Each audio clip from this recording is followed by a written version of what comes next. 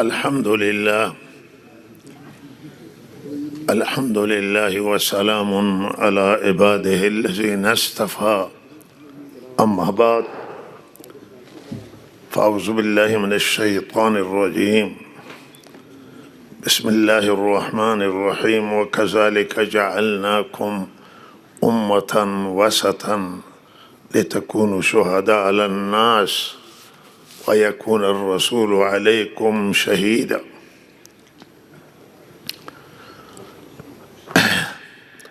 وقال النبي صلى الله عليه وسلم: أما بعد، فإن خير الكلام كلام الله، وأحسن الهدي هدي محمد صلى الله عليه وسلم، وشر الأمور محدثاتها،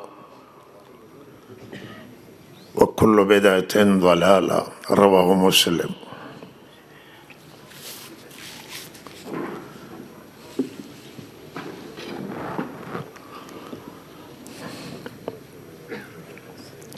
سروران بسیار ارزشمند و گرامی، الله تعالی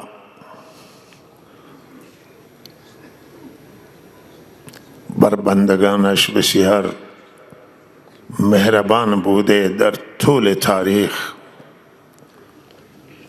و ترحمش بر خلقش خیلی زیاده.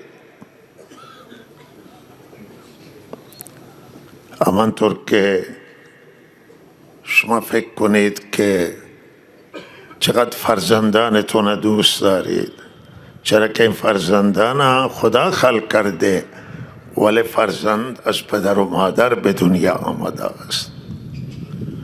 پدر چقدر مهربانه بر فرزندان، مادر چه اندازه مهربانه بر فرزند.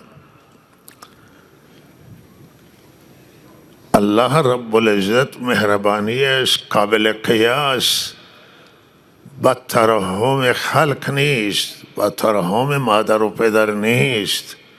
مهربانی الله تعالی، ترحم الله تعالی بر بندگان فوق العاده و بسیار زیاده، چرا که الخالق همه الله تعالی است. والله ترحم داره بر بندگان، رحم داره بر بندگان. و برای همین خاطر در حدیث آمده است که شما بر کسانی که در زمینند بر اونا رحم کنید تا الله به شما رحم بکنه. ارحموا فی الارض یرحمکم من فی السماء. شما در زمین رحم کنید. خدا عز و جل که مظاهر قدرتش بیشتر در آسمان هاست و عظمتش بیشتر در آنجاست، او بر شما رحم خواهد کرد. صاحب آسمان بر شما رحم خواهد کرد. و روی این در همه ادوار و در تمام قرون و زمانهای گذشته تمام نعمتهای مادی را که الله تعالی عنایت کرده رو همون ترحمه.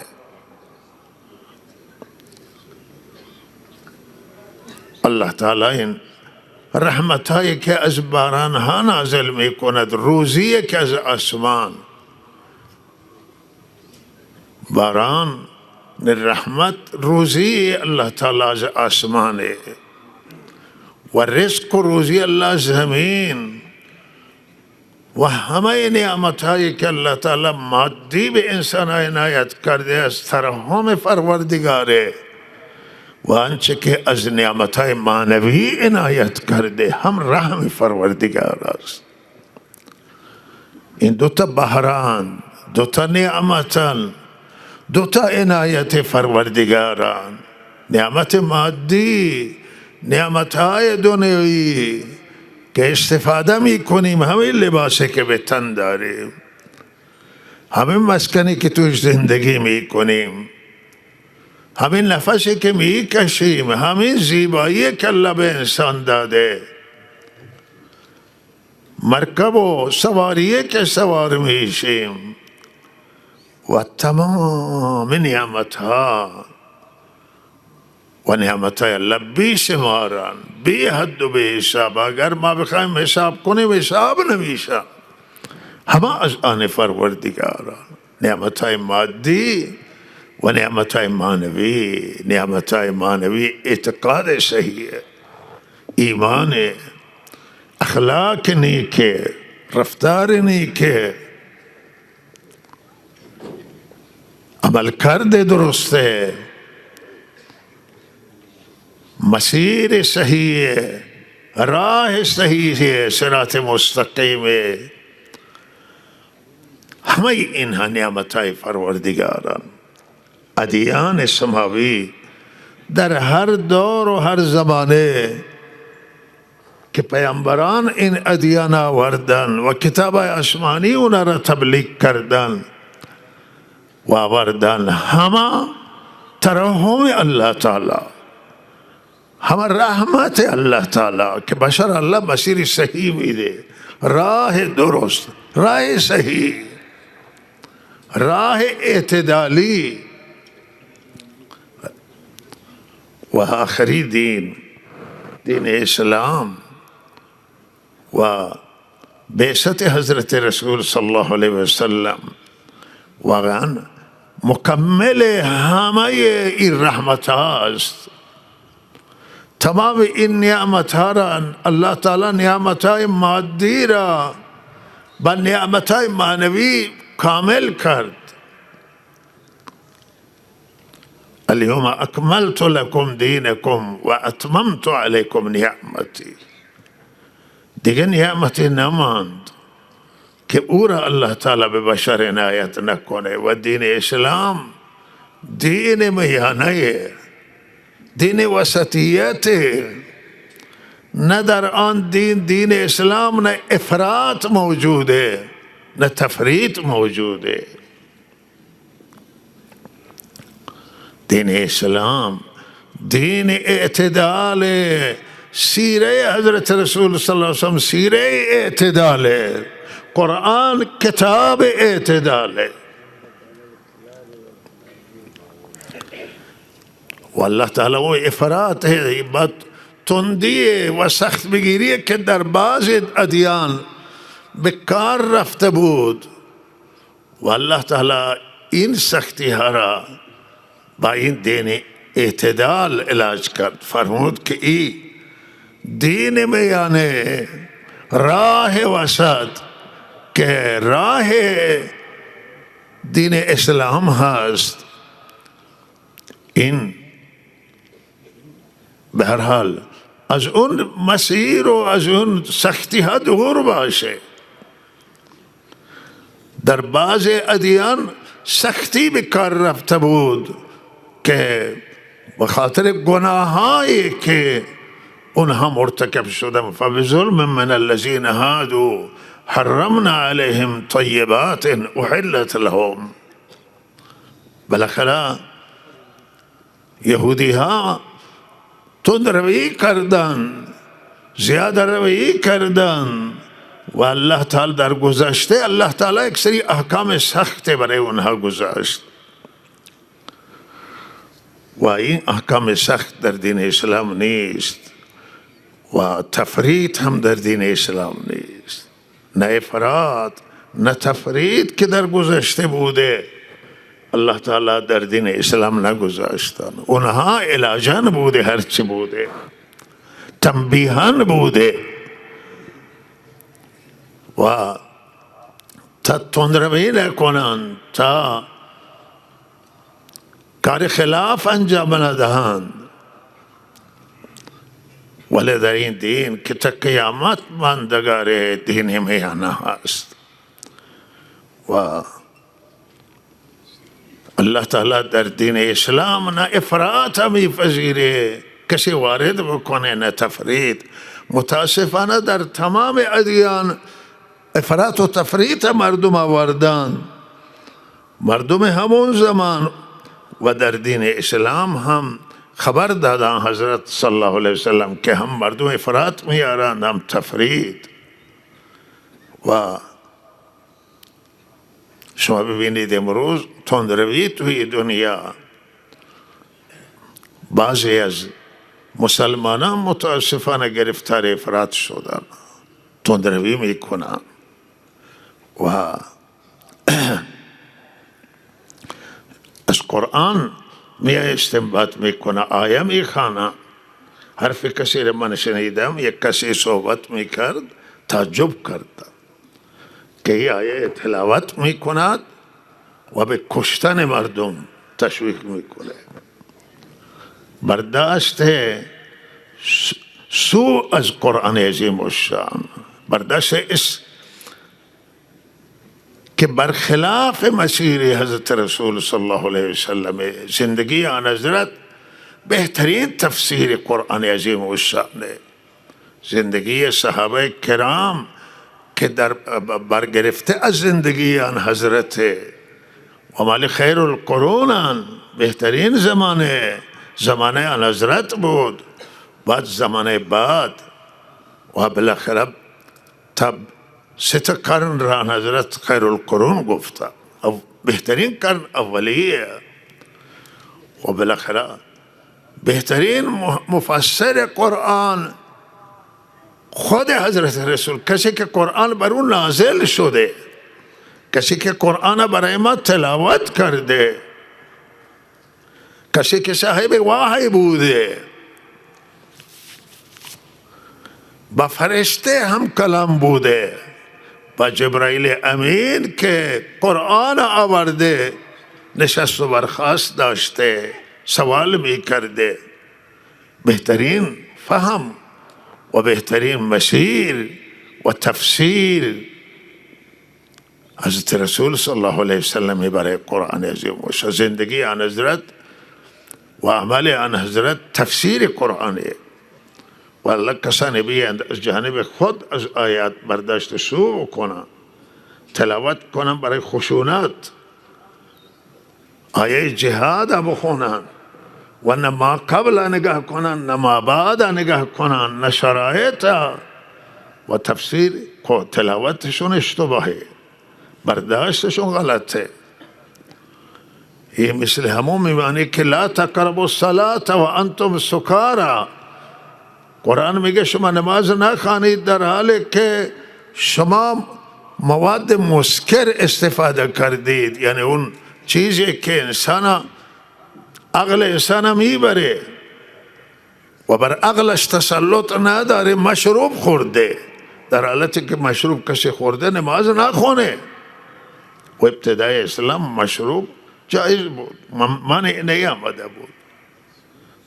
تعداد نماز خواندن کسی امام شد، قرآن اشتباه تلاوت کرد، در حالت سکر بود. بعد حرمت شراب نازل شد و این الله تعالی او زمان اولی زمان همین فرموده که شما حداقل در نماز به حالتی که سکر دارید نخوانید. حالا کسی بگه لا تقربوا الصلاة، نماز نزدیک نماز نروید، قرآن میگه نزدیک نماز نروید، نماز به جای خود که نزدیک نماز نروید و نخونه اینه که وانتم سکارا. قرآن میگه شما نزدیک نماز نروید در حالت مستی و مدهوشی. حالا این بخون لا تقربوا الصلاة بخون، الله گفته که نماز نخون، نماز نزدیک نماز نروید. آیه بعد تلاوت کن که چیه؟ قرآن عظیم و شانه. بعض قرآن تفسیر میکنه، القرآن یفسر بعضه بعضا. بعض قرآن بعضا تفسیر میکنه، واضح میکنه و حضرت رسول صلی الله علیه وسلم واضح و روشن میکنه، زندگی آن حضرت واضح و روشن میکنه. آن حضرت سر شما ببینید تمام زندگی آن حضرت تفسیر قرآن عظیم الشان میں ترحم آن حضرت را نگاه کنید که چه ترحمی داشته. و حیران میشه انسان که وقتی که جنگ بدر، اولی جنگ بود که رخ داد و 70 نفر اسیر شد. 70 نفر از بسیاری از اینا سران مکه بودن که دستگیر شدن و این اسرا را آوردند. اینا را بچه اکرام نگهداری کردن، تقسیم کردن در خانه ها و بعد که مشوره کردن بعضی از صحابه مشوره دادن که اینها را قتل کنیم، بکشیم و صحابه مشوره گرفت و بعد آن حضرت فیصله برام این کرد که نه اینا را آزاد کنیم. گفت اینا میره وند اونجا سبب میشوند که آینده لشکر درست کنه همینه و بر سر شما بیاره. آن حضرت صلی الله علیه وسلم با این حالا قبول نکرد، گفت که نه آزاد بکنیم. ببینید دوراندیشی آن حضرت چند آزاد. اسیر نینا، اسیر خوب نگهداری کنید و اینها را آزاد کردن و این پیش بینید از بعض روایت معلوم میشه که اگر این آزاد بشن ممکنه آینده همه اندازه از افراد از شما کشته بشه که این هاست. ولی این گفته اگر مردم، ما بعض روایت اینطور نقل میکنن، گفته اگر ما کشته بشیم هم شهید میشیم، ولی این را نمیکشیم. این را آزاد کرد و این دین اسلام به. و وقتی که آن حضرت صلی الله علیه و سلم شو بینید که صحابه، اون صحابه که 40 نفر از صحابه سبب شکست در احد شدن، چرا که تپه را ویل کردن. 50 نفر بودن، 10 نفر سر تپه استراتژی باقی ماند و 40 نفر ویل کرد. دشمن از پشت دور زد و سر تپه حمله کرد و مسلمانان در محاصره قرار گرفتن. 70 نفر مسلمان کشته شد. از امیر حمزه عموی آن حضرت کشته شد، بهترین افراد کشته شد، خود آن حضرت بیهوش افتاد. ولی آن حضرت یک بار اینها را 40 نفر سوال کرد که شما ما را شکست دادید، شما چرا این کار کرد؟ زندانشون کرد و اعدامشون کرد. اگر امروز دنیای امروز باشه، همون اروپا، همون غرب که آزادی خیلی دارند و صحبت از دموکراسی و آزادی است، اینا را همه میکشن، شما اینا را شکست دادید. ولی آن حضرت صلی الله علیه وسلم هیچ به اونها، بلکه قرآن فرمود فاعف عنهم واستغفر لهم وشاورهم. آینده اینا را در مشورت خدا آورد، در مجلس آن حضرت آمدن مشورت میداد. هیچ نگفت که شما اشتباه کردید، ولی قرآن گفت که ولما اصابتكم مصیبة قد اصبتم مثلها قلتم ان هذا قل هو من عند انفسكم. گفتم ما این شکست احد از کجا خوردیم؟ الله تعالی فرمود شما بگو از جانب خودتون. چرا تپه را ویل کردید؟ چرا امر حضرت رسول نافرمانی کردید؟ شما ادعی از شما نافرمانی کرد، تمام لشکر شکست خورد. در احد شکست خوردن و 70 نفر از مسلمانان کشته شد و در محاصره قرار گرفتن. اول فیروز شدن و بعضی صحابه که مرتکب جاسوسی شدن و وقتی که حضرت اونها را فرصت که چرا این کار کردید، گفتن که ما اونجا آل داشتیم. حاتم بن ابی بلتعه خبر داد که آن حضرت داره آمادگی میکنه برای فتح مکه و به ذریعه وحی اطلاع داده شد و جلوه و جاسوسی که فرستاده شده بود، چیزی نوشته بود، گرفتن. از تلی را و یکی دیگه صحابی را فرستادن. حاتم پرسیدن که چرا این کار کردید؟ گفت که من اونجا زن و بچه دارم در مکه و کسی را ندارم. من گفتم بر زن و بچه من ظلم نکنم، حامی ندارم در مکه. این صحابه اکثرا اونجا خویشاوند و نزدیک دارم، من ندارم. این خبر دادم که من میدانستم خدا شما را فیروز میکنه، اینا کاری نمیتوانم بکنم، ولی اطلاع دادم که به زن و بچه های من آسیبی نرسه. آن حضرت فرمود که حرف درست زدم. صحابی گفت که یا رسول الله اجازه بده گردن حاتم بزنم. جاسوسی کرده، اطلاع ما را به دشمن ما میدهد. آن حضرت فرمودن نه، فرمودن که حاتم درست گفت.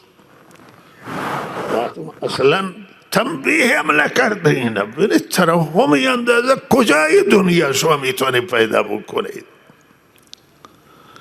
و وقتی که حضرت وارد مکه شدند، ببینید که مکه فاتحانه، این مکه این سال بالاخره 8 هجریه، 13 سال در مکه صحابه را شکنجه دادن. آن حضرت و صحابه را از مکه خارج کردن و 8 سال بعد از او درگیر بودن. 2 سال صلح شد، ولی این همه 6 سال دیگه درگیری بود و جنگ احد و جنگ بدر و این همه. ولی وقتی که حضرت فاتحانه به مکه وارد شده، بله، وقتی که صحابی گفت که امروز روز خون ریزیه، این خبر به حضرت دادن که یک شخصی که میگه اعلام میکنه که امروز روز خون ریزی و انتقامه. یعنی آن حضرت فرمود نه، امروز روز ترحمه، ترحم مردانگی است. بینی کسی خون نشد، همه را بخشیدن به جز 1-2 نفری که اینها مسلمان را کشتن و اموالشون آوردن، مرتکب قتل شدن، مرتکب جنایت شدن و بسیار دیگه شیطنت کردن. هیچ کسی کشته نشد. ببین حضرت هیچ وقت دار آویزان نکردن که مردم اعدام بکنن و تناب آویزان بشه. حالا گاهی توی رسانه های بیگانه میبینیم که تناب ها را نشان میدن در زندان های ما، دار را نشان میدن. اینا نبود. کسی چند نفر اعدام کرده، چند نفر از خلفای راشدین اعدام کرده، چند نفر حضرت علی اعدام کرده. توی جنگ حضرت علی درگیر شده بود. چیزی دیگر از جنگ حسابش فرق میکنه، جنگ احکامش فرق میکنه، ولی ترحم بوده. این حرفا را من میزنم برای هموطنان عزیزم که خیال نکنن دین اسلام تویش، چون من یک حرف شنیدم، یک تندروی و افراطی در یک کلیپ صحبت میکنه که آقا بزنید، بکشید، قاطعانه رفتار بکنید. همین جریان اخیر.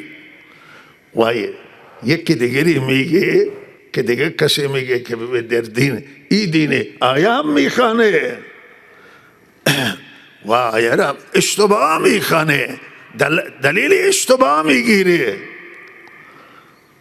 خواندنش باطله.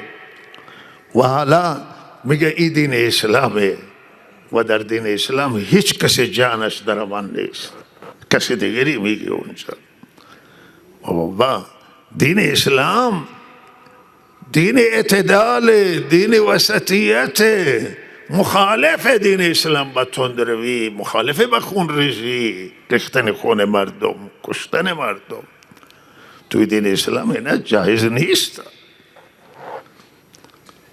و از دین بدبین نشید. من یه دفاع از دینه، دین بدبین نشان. هموطنان عزیزم را پیام بنده بینه، یعنی که از دین بدبین نشید. دین اونه که محمد رسول الله ورده، دین اونه که خلفای راشدین بر سری بودن، صحابه و اهل بیت بودن. من منظورم از اهل بیت مخصوصا و اهل بیتی که صحابه هستا و اینها این دین کاش که میدانستن همه مردم که در این دین الله تعالی چند از ترحم گذاشته. زندگی آن حضرت شما نگاه کنید و خیال نکنه که دوی دونه این تندروی متاسفانه که بعض تندروی های در کشور ما بوده. وقتی که انقلاب پیروز شد، تنگ نظری ها انقلاب پیروز شد، انقلاب بچه محبت، بچه همدردی مردم کنار یک دیگه بودن، بچه دوستی در میانه نبود، نه مذهب مطرح بود، نه قومیت مطرح بود، نه دین مطرح بود و مردم ایران بودن. همه انقلاب ملی بود به نام همین حق حقوق، به نام زندگی برای زندگی بهتر، زندگی راحت. وقتی که مجلس خبرگان تشکیل شد و قانون اساسی را بنویسن، اونجا در قانون اساسی مشکلات ایجاد شد. حضرت مولانا عبدالعزیز رحمت الله علیه وقتی که اصل تصویب کردن که مذهب رسمی گفت دین اسلام در کشور، قوانین اسلامی و مذهب رسمی، یا اونجا ذکر کردن حضرت مولانا فرموده که به اسلام اکتفا کنید، بس کنید. اسلام شامل حال همه هست، همه مسلمانانه. فرق بین شیعه و سنی نکنید، تو ملک شیعه و سنی درست نکنید. مولانا سخنرانیشون هست، ناراضگیشون هست و هنوز آئی مسئله هستن و آئی قبول نکردن. گفتم وقتی دین اسلام کافیه، شما مذهب مطرح نکنید، نگاه مذهبی نباشید، نگاه مذهبی محدود میکنه و قبول نکردن ده که اکثر علما بودند اونجا و یک سری قانونهای دیگری را تصویب کردن که حالا این قانونها نه در اسلام سابقه دارن و نه در قوانین بین المللی سابقه دارن. برای آنکه بالاخره برای کنترل کردن و بقا این کارا کردن و اونجا هم اعتراض شد کردن. بعضی ما قبول نکرده این نظریه را، بعضی مطلب بعضی توی قانون اساسی بعضی بنده ها هستن که سبب شده این مشکلات مملکت پیش بیاد و از کار ما از قانون خرابه و این که میگه قانون اصلاح بشه و اشاره به همینه. بعضی چیزا ما نمیتونیم صراحت بگیم که دیگه دلتنگی درست میشه، مشکلات و بالاخره اینها. بعد وقتی به همین صورت رفت که کم کم بعد از انقلاب خیلی گروه ها، خیلی احزاب در انقلاب همراه بودن، بعد اینها را همه جدا کردن.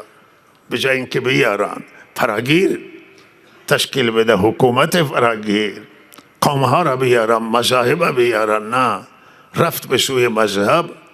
دیدگاه ها مذهبی شد، نگاه ها به سمت قومیت ها رفت و رضامندی الله در این بود و دین مسیر دین اسلام در این بود که فرا قومی، فرا مذهبی و حتی فرا دینی عمل بشود.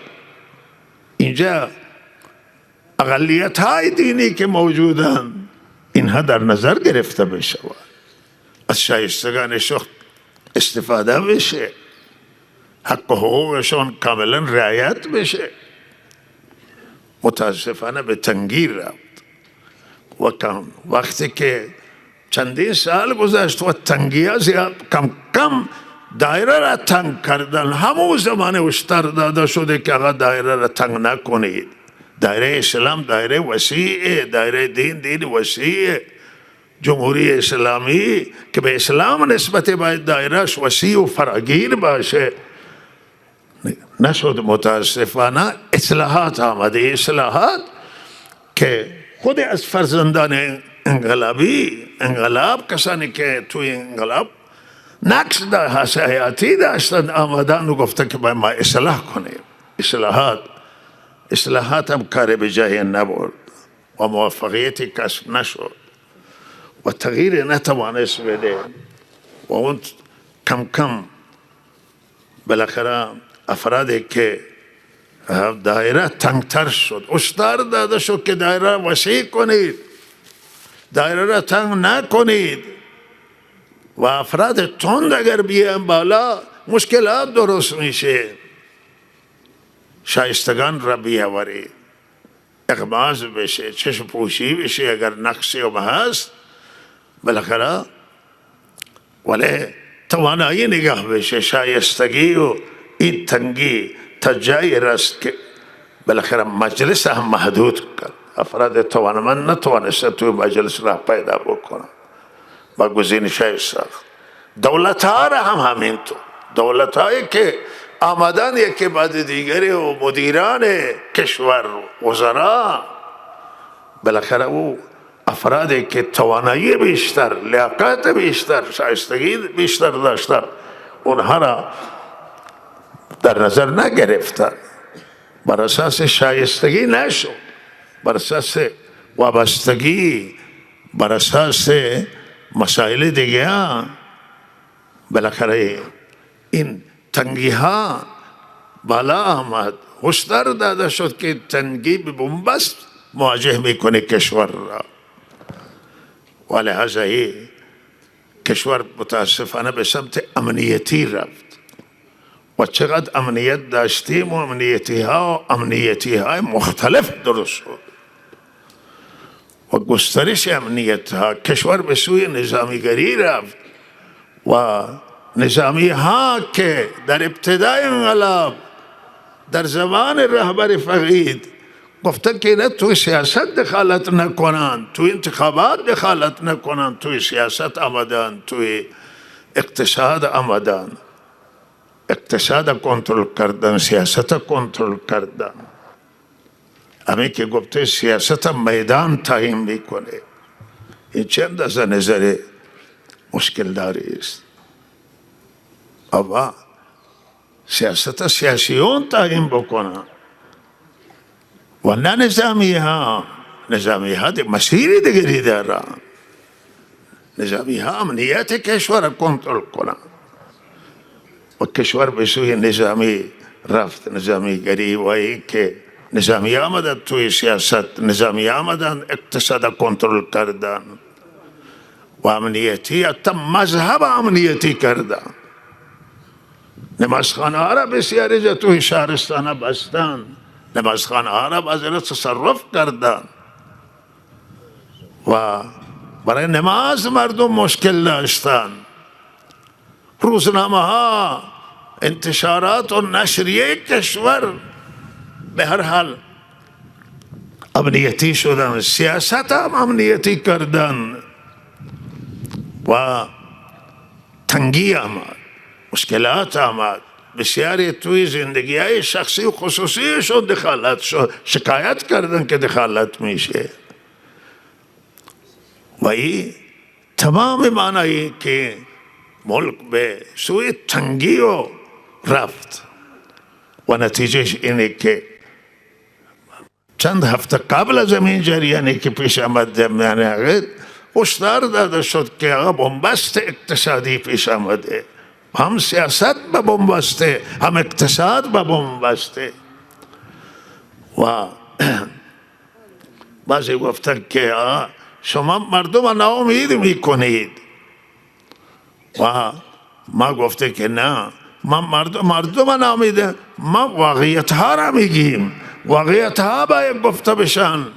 توی کشور کسانی واقعیت ها را بگن تا علاج اون حادثه که بعد میخواد پیش بیاید علاج بشه. مسئولان بدانند که بنبسته. من گفتن که اگر رای از شما به من بگید من رای را مطرح میکنم. روزنه هست، افق روشنی هست، آینده روشنی موجوده که ما مطرح کنیم اینها را، و نداشتن چیزی که مطرح کنم. ولهذا جریان اخیر که پیش آمد واقعا خیلی دلخراش بود. کاش که این رخ نمیداد. و الان ابعاد فاجعه که کم کم روشن می شوند واقعا تکان دهنده. ما در دین اسلام چنان چیزی را نمی بینید و هیچ عالم فکر نکنم که عالمی که در مسیر اعتدال باشه این نوع کشتار جایز بدانه. بالاخره خیلی سخته و فکر نکنم و مطمئنم که کسی نمیتونه نزد الله تعالی عذرش را بیان بکنه. هیچ کسی عذر نمیتونه.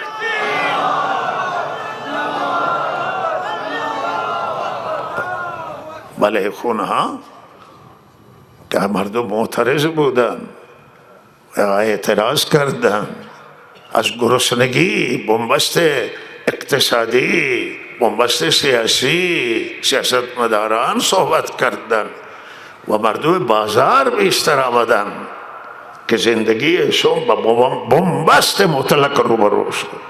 کسب و کار، زندگی مختل شد، از گرسنگی آمد. و کاش که این حرف این را می شنیدیم، کنار این هم می نشستیم، مشکل اینا را رفع می کردیم. این ملت عزیز ایران و اینها ولی نعمتم و این حرفها که بنده میگن تنها بنده نبودم، دیگران هم هر کسی به یک صورتی حرف زده و اینها گفته شده و کاش که حرف دل سوزان گوش میکردم. والا مشکلات هنوز این مشکلات هستن. به هر حال نباید انسان به یک راه هیچ سیاست مداره و هیچ مسئول نباید به یک مسیر اصرار بکنه که همینه و بس، همینه و لا غیر، دیگه چیزی نمیشه. نه، انسان اشتباه میکنه. هیچ کسی از اشتباه محفوظ نیست. دچار اشتباه میشه برگرده. و پیامبران الله تعالی فرموده که استغفار بکنید. استغفار کرد. پیغمبران لغزش خوردن و انسان بالاخره هیچ کسی بی عیب نیست. او ذاتی که عیب نداره پروردگاره. اونی که به مشوره نیاز نداره پروردگاره. همه انسان به مشوره نیاز داره، بس عیب نظران بشینن، نظر خواهی کنن، رایگیری کنن و با زنان مشوره، با مردان مشوره و با جوانان مشوره. و کسی که خود را مستقل میدانه بزرگترین اشتباهی است.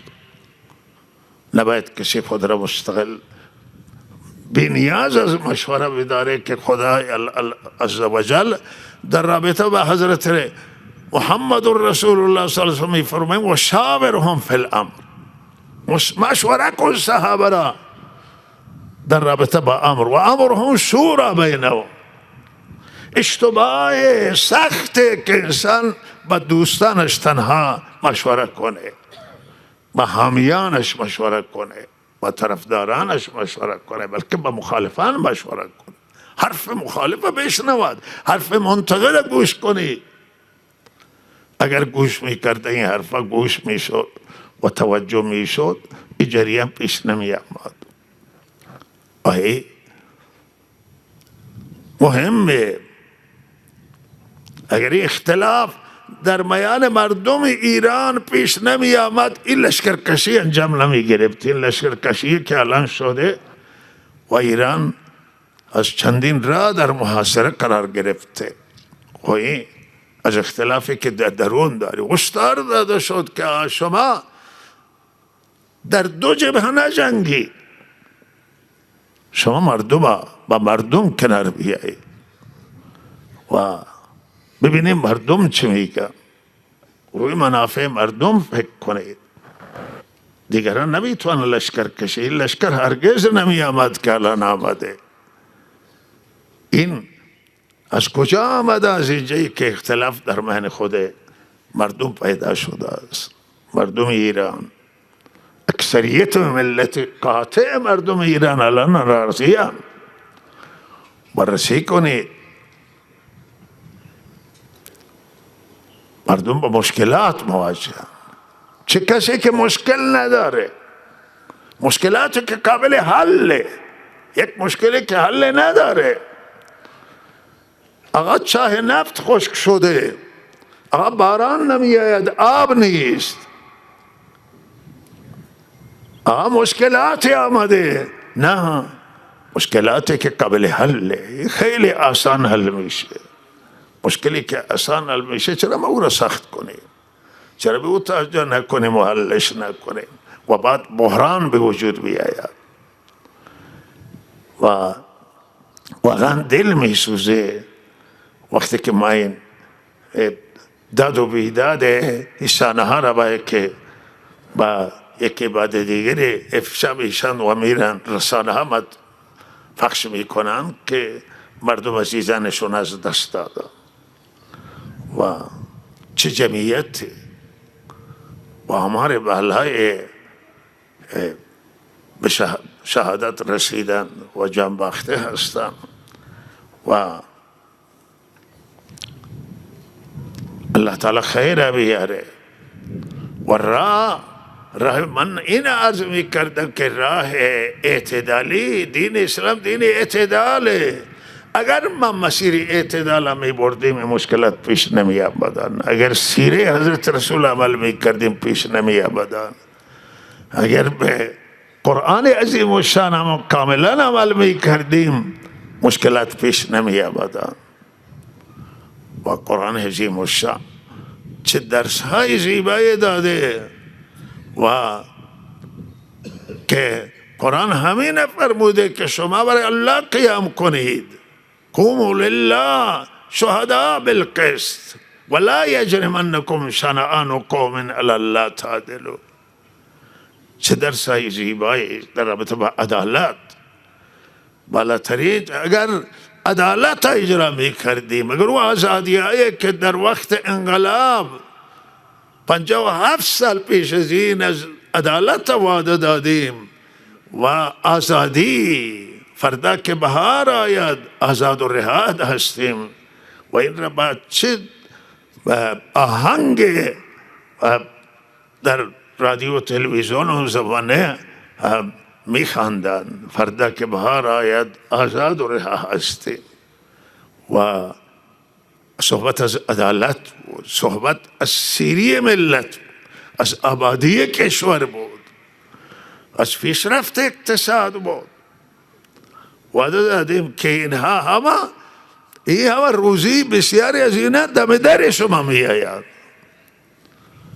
و برق مجانی، آب مجانی، حالا خیلی چیزا وعده دادیم اون روزها. و بالاخره کاش که به این وعده هم می رسیدیم. نگاه مهمترین مشکل که پیش آمده که نگاه مذهبی آمد و نگاه مذهبی نمیتونه یک ملت متکثر و یک ملت های مثل ملت ایران جواب بده. نگاه قومی الان هم بدانن، آیندگان هم بدانن که هر کسی در ملک نگاه قومی را داشته باشه، نگاه مذهبی را داشته باشه و این هرگز جواب نمیده. تنها نگاه ملیه که جواب میده. همه ملت، همه اقوام، همه مذاهب، همه ادیان که ملت یک کشوری هستن باید نگاه همه را شامل حال باشه، فراگیر باشه. و نگاه فراگیر و چه تنگناهی الله متاسفانه آمد که به هر حال به شمه اشاره شد و اون نگاهی که الله با اون نگاه است، اون نگاه ملی و نگاه فراگیره و نگاه شامل همه ملته، ندیده دیده تنگ و نظرهای تنگ و نگاه تنگ جواب نمیده و جواب نداد در کشور. و اینه که اینها باید همه دولت های اینها را در نظر داشته باشند، همه مردم در نظر داشته باشند که دید باید وسیع باشه. الله تعالی توفیق عمل عنایت کنه و آینده خیری بیاورد. وقت زیاد رفته ولی یک دو تا مسائل خدمت شما عرض کنم که ماه ابتدای عرض کنم که گروگانگیری الان زیاد شروع شده. متاسفانه احساس اینه که مسئولانی که اینجا مسئول امنیتان و زیاد توجه به این مسئولیت نیست و بچه های کوچک گروگان بردن، پیرمردها را بردن، جوانها را بردن و فولای کلان مطالبه میکنن، بعض هیچ خبری از اونا نیست. و این بالاخره مردم باید اینجا زندگی بکنن، در سایه امنیت داشته باشه و این امنیت مسئول مستقیم شورای تامینه که باید امنیت در استان، در این کشور، در زاهدان، در همه جا امنیت باید فراهم بکنه. و اگر کشور به حال خود رها بشه، مخصوصا در این جایی که مرزه و بالاخره امنیت از بین میرود و این امنیت مسئولن اونها که اینها رعایت کنن. ولی مردم باید همکاری کنن در برقراری امنیت. مردم همکاری، توی سفیدانند، علمان و سایر کسانی که از دستشو کاری ساخته میشه، ولی باید مسئول مستقیم امنیت مردم. و بسیار تعجبه که چرا این وضعیت تا اینجا برسید. دیروز چندین نفر آمدن با هم و یکی گفت پدر من بردن، یکی گفت که فرزند من بردن، یکی گفت که افراد دیگر نزدیکشون بردن. بالاخره گروگانگیری خطرناکه. الان اینجا اگر کسی بگیره جلوتر اگر می بردن از خارج از مرد می برد کسی را، ولی الان نه، هیچی که داخل همه توی شهر ما نگهداری میکنن و میدانن که کسی دنبالشون نیست. بالاخره کسانی که مسئولیت دارن به مسئولیتشون برسن و شورای تامین باید فعال بشه و وظیفه هر ارگان و اداره برسه. و از دست مردم اینطور چیزی نمیشه که مردم اختیارات ندارن.